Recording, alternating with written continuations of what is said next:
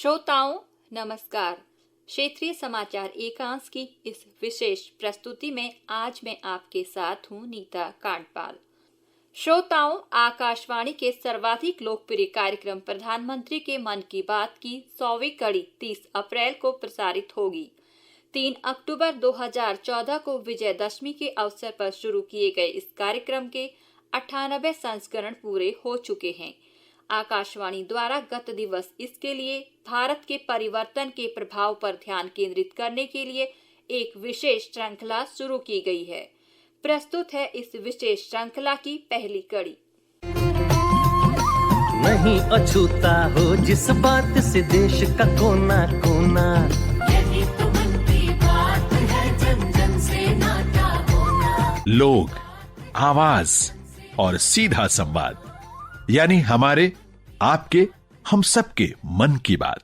जी हां, ऐसे ही करोड़ों लोगों से जुड़ते हैं हमारे प्रधानमंत्री आकाशवाणी पर हर महीने के आखिरी रविवार को मन की बात कार्यक्रम के साथ। 3 अक्टूबर 2014 को शुरू हुआ यह सिलसिला इस बार अप्रैल में अपनी 100वीं कड़ी के साथ जारी रहेगा। इस अवसर पर आकाशवाणी इस विशेष कार्यक्रम से प्रधानमंत्री के कुछ चुनिंदा संबोधनों को प्रस्तुत करने जा रहा है, जिन्होंने देश को नई राह दिखाई। कार्यक्रम की पहली कड़ी में प्रस्तुत है मन की बात के पहले अंक से प्रधानमंत्री के प्रेरक संबोधन का अंश। प्रधानमंत्री ने रेडियो को जन जन का माध्यम माना है। यही वजह रही कि उन्होंने लोगों तक अपनी बात पहुंचाने के लिए रेडियो को सबसे पहले चुना। प्रधानमंत्री ने रेडियो के जरिए न सिर्फ लोगों की बात लोगों के दिलों तक पहुंचाई, बल्कि उस वक्त विशेष के मुद्दे पर लोगों की राय बनाने में अहम भूमिका निभाई। मन की बात के पहले एपिसोड में प्रधानमंत्री रेडियो की अहमियत को बयान करते हुए कहते हैं, रेडियो का ऐसा सरल माध्यम है कि मैं दूर दूर तक पहुंच पाऊंगा, गरीब से गरीब घर तक पहुंच जाऊंगा, क्योंकि मेरे देश की ताकत गरीब की झोपड़ी में है, मेरी देश की ताकत गांव में है, मेरी देश की ताकत माताओं बहनों नौजवानों में है, मेरे देश की ताकत किसानों में है। मैं आप ही के भरोसे भारत आगे बढ़ेगा, ये विश्वास व्यक्त करता हूँ। आपकी शक्ति में भरोसा है, इसलिए मुझे भारत के भविष्य में भरोसा है। यही तो मन की बात है, जन जन से नाता होना। यही तो मन की बात है। श्रोताओं, अब आप सुनेंगे योग महोत्सव 2023 पर विशेष कार्यक्रम। सूर्य तुझे नमस्ते, धरती तुझे नमन, शुक्रिया वायु तेरा, धन्यवाद गगन, कोश कोश का अभिनंदन, श्वास श्वास में हो चंदन। विश्व एक परिवार है, योग तो किया है वंदन। विश्व एक परिवार है, योग तो किया है वंदन। नई दिल्ली के तालकटोरा इंडोर स्टेडियम में कल शुरू हुए योग महोत्सव के साथ ही योग दिवस 2023 के कार्यक्रमों की श्रृंखला शुरू हो गई है। मोरारजी देसाई राष्ट्रीय योग संस्थान और आयुष मंत्रालय 13 मार्च से 3 दिवसीय योग महोत्सव आयोजित कर रहा है। इस बार मनाया जा रहा योग महोत्सव कई मायनों में खास है। इस महोत्सव में कई प्रतियोगिताओं के साथ साथ प्रदर्शनियों का भी आयोजन हो रहा है। इस महोत्सव में योग प्रदर्शन के साथ योग विशेषज्ञों की वार्ताओं और गोष्ठियों का आयोजन किया जा रहा है। भजन प्रस्तुति, प्रश्नोत्तरी, प्रचार और पोस्टर प्रतियोगिता सहित कई तरह की गतिविधियों में प्रतिभागी बढ़ चढ़कर हिस्सा ले रहे हैं। ये योग महोत्सव इसलिए भी विशेष है क्योंकि इसके आयोजन के साथ ही अंतर्राष्ट्रीय योग दिवस 2023 के 100 दिनों की उल्टी गिनती शुरू हो गई है। इस आयोजन में लगभग 4 से 5 हजार प्रतिभागी शामिल हो रहे हैं। आंगनवाड़ी, आयुष, स्वास्थ्य और कल्याण केंद्र के कार्यकर्ताओं के योग प्रशिक्षकों के लिए इस योग महोत्सव के बाद योग कार्यशाला भी आयोजित की जाएगी। इस वर्ष भारत ने G20 की अध्यक्षता ग्रहण की है। इस लिहाज से भी इस बार का योग दिवस महत्वपूर्ण हो जाता है। इस वर्ष के अंतर्राष्ट्रीय योग दिवस पर भारत का ये प्रयास है कि G20 के विषय एक विश्व एक स्वास्थ्य को वसुधैव कुटुंबकम की अवधारणा के साथ बड़े स्तर पर वैश्विक समुदाय से जोड़ा जाए। इस अवसर पर प्रधानमंत्री नरेंद्र मोदी ने ट्वीट के माध्यम से योग को अपने जीवन शैली में अपनाने की अपील की है। आयुष मंत्रालय के एक ट्वीट को साझा करते हुए प्रधानमंत्री ने ट्वीट संदेश में लिखा, योग दिवस के 100 दिन के उत्सव के साथ आप सभी से इसे उत्साह के साथ मनाने का आग्रह करता हूं। यदि आपने अभी तक योग को अपने जीवन का हिस्सा नहीं बनाया है तो जल्द से जल्द ऐसा कर लें। केंद्रीय आयुष मंत्री सर्बानंद सोनोवाल ने कल इस कार्यक्रम का उद्घाटन किया। श्री सोनोवाल ने कामकाजी पेशेवरों के लिए अपनी व्यस्त जीवन शैली में योग को शामिल करने के लिए वाई ब्रेक योग पर 1 मिनट का वीडियो भी लॉन्च किया। आज देश और दुनिया में योगा को लोकप्रिय बनाने के लिए जो कदम उठाया गया है, इसके लिए आज हमें मौका मिला है कि हम और भी आगे बढ़े।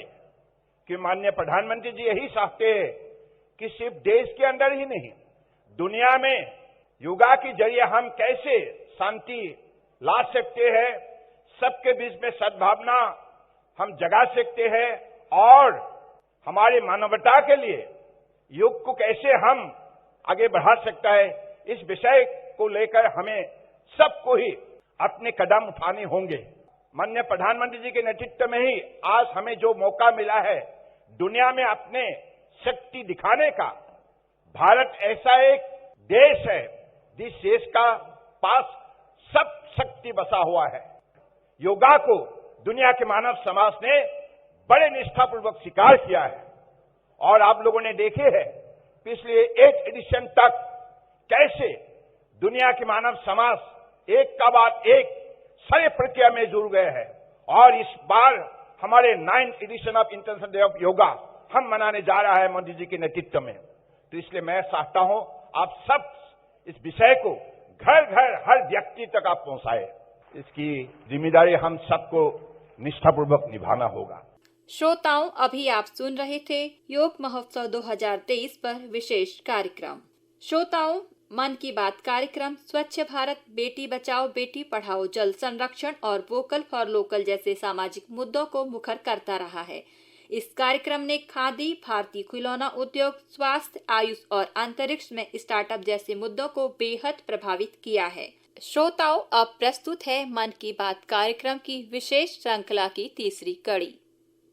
नहीं अछूता हो जिस बात से देश का कोना कोना, यही तो मन की बात है, जन जन से। लोग, आवाज और सीधा संवाद, यानी हमारे, आपके, हम सबके मन की बात। जी हाँ, ऐसे ही करोड़ों लोगों से जुड़ते हैं हमारे प्रधानमंत्री आकाशवाणी पर हर महीने के आखिरी रविवार को मन की बात कार्यक्रम के साथ। 3 अक्टूबर 2014 को शुरू हुआ ये सिलसिला इस बार अप्रैल में अपनी 100वीं कड़ी के साथ जारी रहेगा। इस अवसर पर आकाशवाणी प्रधानमंत्री के कुछ चुनिंदा संबोधनों को प्रस्तुत करने जा रहा है। महात्मा गांधी ने आजादी से कहीं ज्यादा देश की साफ सफाई को जरूरी बताया। प्रधानमंत्री नरेंद्र मोदी ने उनकी इस सीख को न सिर्फ आत्मसात किया, बल्कि साल 2014 की गांधी जयंती को खुद ही फावड़ा लेकर सड़क पर उतर पड़े। इसका असर हुआ, देखते ही देखते स्वच्छता जन आंदोलन बन गया। देश साफ हो, सफाई को लेकर देश में अभियान चलता रहे। प्रधानमंत्री ने इसे तब यूं याद किया। सफाई, कोई कल्पना कर सकता है कि सफाई ऐसा जन आंदोलन का रूप ले लेगा? अपेक्षाएं बहुत है और होनी भी चाहिए, और एक अच्छा परिणाम मुझे नजर आ रहा है। सफाई अब 2 हिस्सों में देखी जा रही है। एक, जो पुरानी गंदगी है, जो गंदगी के ढेर हैं, उसको सरकारी तंत्र, शासन में बैठे हुए लोग उसके लिए क्या उपाय करेंगे। बहुत बड़ी चुनौती है, लेकिन अब जिम्मेवारी से भाग नहीं सकते। सभी सरकारों ने, सभी म्युनिसिपैलिटीज ने इस जिम्मेवारी के लिए कदम उठाने ही पड़ेंगे, क्योंकि जनता का दबाव बढ़ने वाला है और मीडिया भी बहुत अच्छी भूमिका इसमें निभा रहा है। लेकिन जो दूसरा पहलू है, जो बहुत ही उमंग वाला है, आनंद वाला है और मन को संतोष देने वाला है, सामान्य मानवी को लगने लगा है कि चलो पहले की बात छोड़ो, अब गंदगी नहीं करेंगे, हम नई गंदगी में इजाफा नहीं करेंगे। जन से नाता होना। श्रोताओं, आज के कार्यक्रम में बस इतना ही। कल आपसे इसी वक्त फिर मुलाकात होगी। तब तक के लिए मुझे दीजिए आज्ञा। नमस्कार।